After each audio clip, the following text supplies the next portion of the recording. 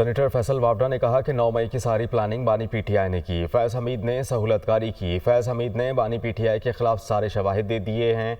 अब दमड़ी ना चमड़ी रहेगी। बानी पीटीआई का आर्मी कोर्ट में ट्रायल मेरे लिए सरप्राइज नहीं होगा। ये नहीं हो सकता बानी पीटीआई का ट्रायल और जगह और फैज़ हमीद का किसी और जगह हो। ये समझते थे कि फैज़ हमीद बच जाएंगे तो बानी भी बच जाएंगे। वो प्रोग्राम दुनिया महर बुखारी के साथ में गुफ्तगू कर रहे थे। फैज़ हमीद साहब ने इमरान खान साहब के ऊपर शहादतें दे दी, सबूत दे दिए, शवाहिद दे दिए। अब ना तमड़ी जमड़ी रहेगी ना चमड़ी रहेगी। इमरान खान साहब अगर मिलिट्री कोर्ट में ट्रायल होंगे, मेरे लिए ये भी सरप्राइजिंग और शॉकिंग चीज नहीं है। बेगम साहब चाहती हैं कि खुदा ना खासा इमरान खान साहब को कुछ हो जाए। अभी जो 14 की सिविल नाफरमानी की कॉल थी, वो मैंने आपको कहा था फैज़ हमीद की इन्होंने मिस टाइम किया है। 4 और 14 के बीच में मिस्टेक कर गए, मिस इन्फॉर्म्ड थे, गलत एक्शन ले लिया, जल्दी ले लिया, उस गुब्बारे से हवा निकल गई। उनको सिर्फ कोर्ट मार्शल नहीं होगा, उसका उनको सजा भी होगी। अगर उसके वो बच जाएगा तो मैं बच जाऊंगा, मैं बच जाऊंगा तो दूसरा बच जाएगा, दूसरा बच जाएगा तो तीसरा बच जाएगा। It's all done now, it's the end.